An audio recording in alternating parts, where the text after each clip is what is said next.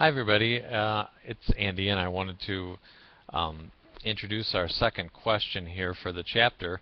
And I want us to look at autism. Interestingly, autism isn't in the chapter, although we looked at it in a previous chapter, but it's a mental illness that is getting quite a lot of attention nowadays as more and more people are getting diagnosed with it, and more parents are very concerned about their children that seem to be on the autism spectrum somewhere, and spectrum meaning that, as we're going to see in the video, some people have just mild symptoms and other people have very severe symptoms. And to look at this, I want you to look at the video and the text I have included with this video. The video is of Temple Grandin, and a lot of you may know her because she's a local, so to speak. She teaches at CSU in Fort Collins here, and she's famous for a couple things. One is she wrote a book a number of years ago that describes her own experience of autism, and it was very powerful. She's considered one of the leaders in the world, so to speak, of being able to describe what autism is like from the inside out. The other reason she's famous is because she has designed methods of treating cattle and processing cattle in stockyards that is considered much more humane than it used to be and much more efficient. And so I think it's about 1/2 of all the stockyards and slaughterhouses in the United States now use the methods designed by Temple Grandin in order to make their process more humane and efficient. Okay, so I want you to look at these at the video and read the text.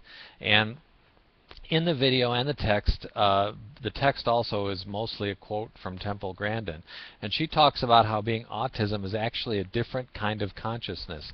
It's more akin to animal consciousness, which she says is why she is so good at making designs to help cattle, because she says she understands them better because she thinks the way they do. And specifically, she thinks in pictures.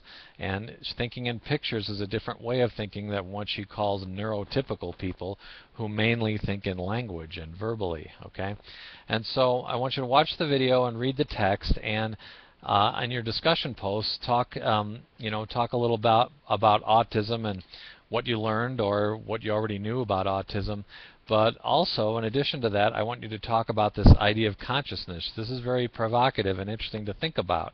As you'll see, especially from what she wrote in what's in the text part of what I want you to read, she claims that people maybe don't all have the same kind of consciousness. People have different kind of consciousnesses, and that she doesn't have a fully, typical human consciousness, or at least a fully developed human conscious to the normal level we think of. She describes a different kind of consciousness, a different kind actually that made her more capable of doing the work she's done and has its advantages.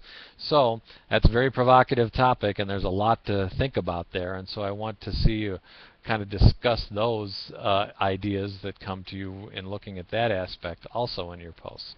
So good luck with it, and I'm looking forward to reading everything you have to write. Should be an interesting discussion.